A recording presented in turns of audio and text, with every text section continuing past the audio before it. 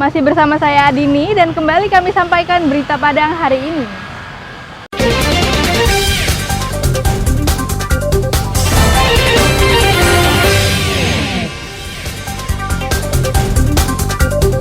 Silaturahmi antar warga berkurang, bukan isapan jempol belaka.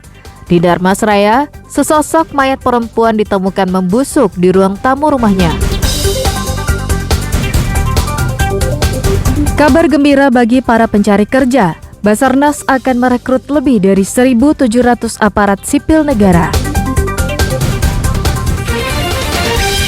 Wisata air di 50 kota diburu pemudik saat libur lebaran.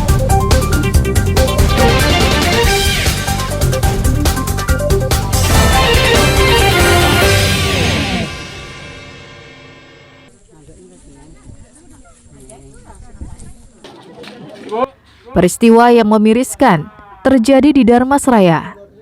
Sri Ulina, seorang wanita Parubaya, ditemukan meninggal dunia di ruang tamu rumahnya. Kondisi mayat sudah membusuk karena diduga wanita yang tinggal seorang diri ini telah meninggal lebih dari 3 hari. Menurut Kapolsek Sungai Rumbai AKP Suyanto, korban ditemukan pertama kali oleh ayahnya yang datang untuk menjenguk kondisi anaknya yang lama tidak berkunjung. Ayah korban melihat rumah anaknya terkunci dan mencium aroma yang tidak sedap. Melihat kondisi itu, sang ayah mengajak warga sekitar untuk membuka pintu rumah dengan paksa. Dan ternyata korban telah meninggal dunia.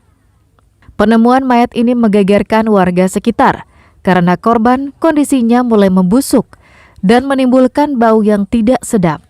Polisi yang datang ke lokasi dan memeriksa tubuh jenazah tidak menemukan tanda-tanda bekas kekerasan di tubuhnya.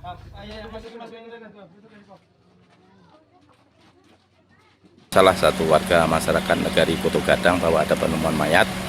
Setelah itu kami beserta anggota langsung mendatangi TKP. Memang benar kami temukan mayat seorang perempuan dewasa telah membusuk, itu tepatnya di ruang tamu. Belum ada ditemukannya tanda-tanda kekerasan. Namun demikian kami tetap berusaha untuk melakukan penyelidikan lebih lanjut lagi. Sri Ulina tinggal seorang diri sejak 5 tahun lalu setelah suaminya meninggal dunia. Kasus ini menjadi catatan bagi kita bersama.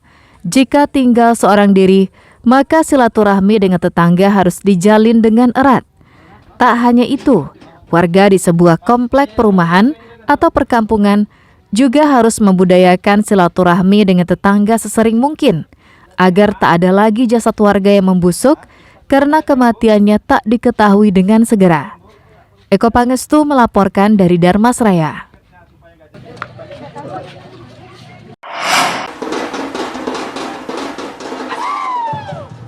Informasi ini merupakan kabar gembira bagi para pencari kerja. Badan Pertolongan dan Pencarian Nasional Republik Indonesia atau yang dikenal sebagai Basarnas akan merekrut 1.756 aparatur sipil negara.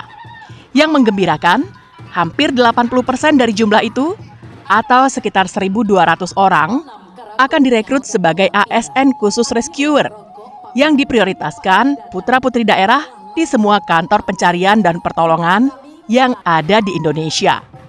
Penerimaan ASN baru ini bertujuan untuk mengatasi kekurangan personil administrasi maupun tenaga rescuer di seluruh Indonesia. Hal itu diutarakan Kepala Badan Pertolongan dan Pencarian Nasional RI, Marskal Madya Kusworo, saat melakukan kunjungan kerja ke kantor Basarnas Kota Padang. Kusworo juga memeriksa alutsista yang ada di kantor Basarnas Padang. Kantor Basarnas Padang harus menyiapkan sumber daya manusia dan alutsista yang memadai. Karena Provinsi Sumatera Barat dikategorikan sebagai barometer bencana di negeri ini. Kita akan merekrut ASN sebanyak 1.756 dan 1.200-an sekitar untuk khusus rescuer. Itu nanti bisa diisi dari putra-putra daerah, termasuk juga di Padang ini. Selain memang kita bisa mendidik melatih, juga punya rasa tanggung jawab lebih kalau itu dilaksanakan di daerahnya masing-masing. Sedangkan untuk kebutuhan alutsista di kantor Basarnas Padang, Kabasarnas ini berjanji akan memenuhinya sesuai kebutuhan dan disesuaikan juga dengan anggaran yang tersedia. Alfi melaporkan dari Padang.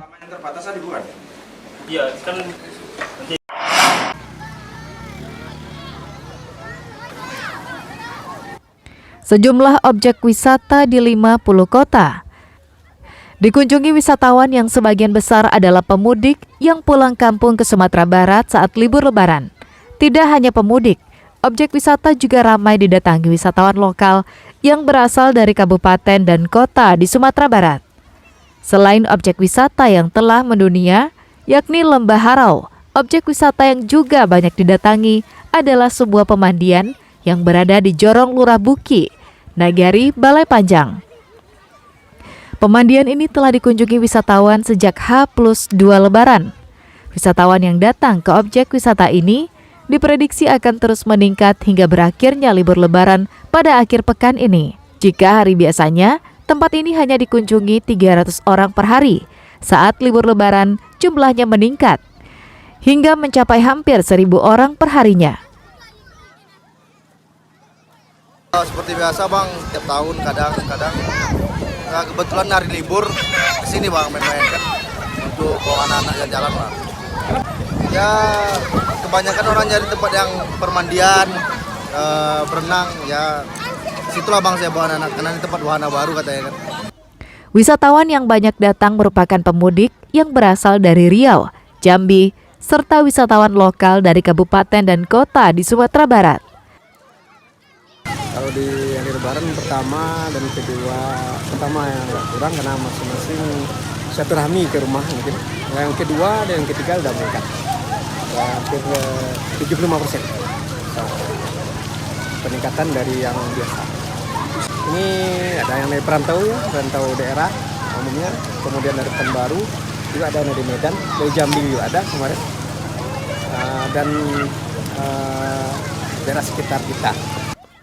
Selain pemandian di Jorong Lurah Buki ini, beberapa objek wisata air lainnya di 50 kota yang banyak dikunjungi, antaranya adalah pemandian Batang Tabi dan kolam renang Ngalau Indah di Payakumbuh. Sri Louis melaporkan dari 50 kota.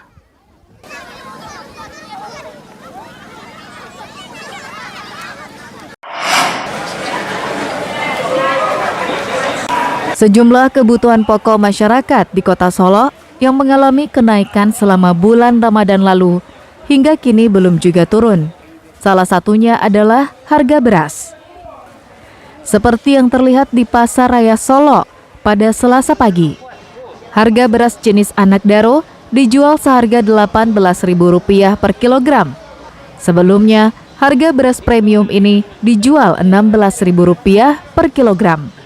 Sedangkan beras jenis Cisokan dijual dengan harga Rp17.000 per kilogramnya, naik Rp2.000 per kilogram dari harga sebelumnya. Beras jenis lainnya juga mengalami kenaikan harga sebesar 15 hingga 20% per kilogram. Beras Anak Daro 18 kilo. 18.000 1 kilo. Kalau udah merantau 17.000 17.000 1 kilo. Sejak kapan naiknya? sejak punya lampu Dan terus sampai balik 14. padi itu yang kurang orang menanam. Menurut Pegawai Dinas Pangan Solo, terjadinya kenaikan sejumlah komoditas bahan pokok itu dipicu akibat faktor cuaca yang menyebabkan petani banyak mengalami gagal panen. Beberapa komoditas pangan yang naik Pak, mulai dari awal puasa hingga sekarang belum ada turun. Ada 6 komoditas. Pertama beras, karena memang untuk saat ini baru bulan April 2024 baru terjadi panen di sawah Solo, sementara sebelumnya tidak ada. Saat ini di Kota Solo telah terjadi kenaikan harga 6 komoditas kebutuhan pokok masyarakat. Selain beras, sejumlah komoditi lainnya yang saat ini mengalami kenaikan harga, yaitu cabai merah. Dari harga Rp40.000 per kilogram, naik menjadi Rp54 hingga Rp60.000 per kilogramnya. Demikian juga untuk bawang merah dan bawang putih, dengan harga Rp40.000.